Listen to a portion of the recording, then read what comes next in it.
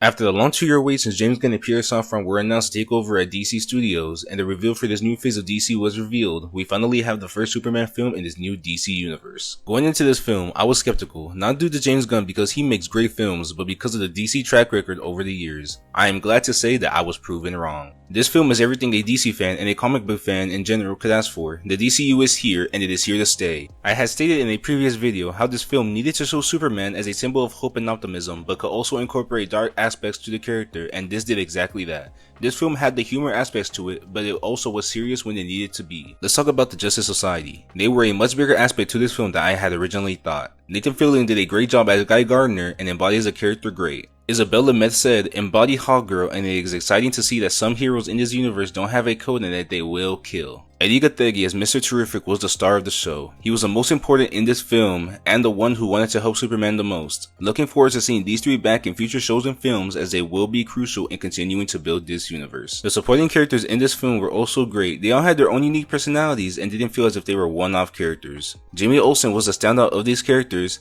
His humor and seriousness at times while also not being serious were great, and Skylar Gisondo did a great job in this role. Looking forward to seeing if these characters are incorporated in the future even further, as they were all great. I want to take a look at the action sequences for this film. At times, the characters did feel wonky. I was not sure if this was intentional, but if it was, it'll take some time getting used to. But overall, the fight and action sequences for this film were great. Let's get into Lex Luthor. Luthor was a great villain, and Nicholas Hoult did a great job portraying this character. You can tell from the beginning that Luthor despises Superman and hates him. Cloning Superman to make Ultraman is fascinating.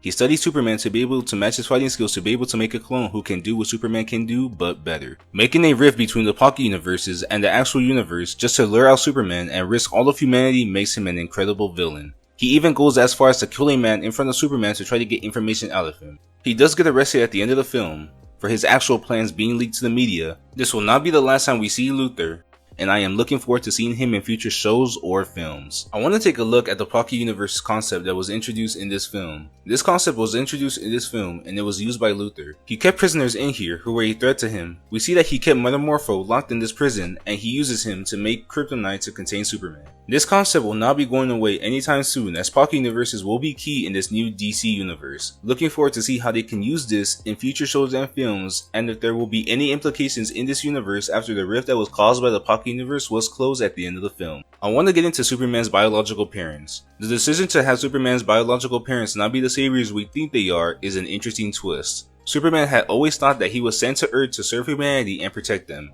But when Luthor breaks into the Fortress of Solitude and recovers the second half of the message that was damaged, it is revealed that they sent Superman to Earth to conquer and restart the Kryptonian race. This was a bold move by DC, and these are the type of bold decisions that need to happen in this universe to keep the audience on their heels. The cameos in this film were also great. I counted 2, but I could be wrong. The first cameo came from Peacemaker, where we see Peacemaker berating Superman on live television on a talk show, further cementing his status in this new DCU. The next cameo was from Kara Zor-El, Supergirl. She appeared in the last scene of this film at the Fortress of Solitude, and she had been off at different planets getting drunk during the events of this film, as planets with red suns allow them to get drunk, whereas planets with yellow suns don't due to their metabolism. She came to get Krypto, as it is revealed that Krypto is her dog, a nod back earlier in the film, when Superman was saying that Krypto was only a temporary situation. We can see that Supergirl is more outgoing and has a more humorous side to her. We will see her in her own film with Supergirl coming out next summer. It was great to see Supergirl in this film, and looking forward to seeing her again soon. I want to get into the dynamic between Lois and Clark. Their relationship feels authentic and not forced. You can see the chemistry that both these actors have. David Cornsweet and Rachel Brosnahan embody these characters and bring them to life. At the beginning of the film, when Clark and Lois have an argument, you can see that they don't handle it well at first, but they come back to each other and resolve it. Lois goes with Mr. Terrific when Superman gets arrested and is locked in Luthor's prison. She cares about Clark, and he cares about her. At the end of the film, Lois finally returns the "I love you" that Clark gave her at the beginning of the film. This dynamic between Lois and Clark is what the relationship needs to be. I am looking forward to seeing how their relationship builds on in the future. Lastly, David Cornsweet. David Cornsweet does a great job in this film playing both Clark Kent and Superman.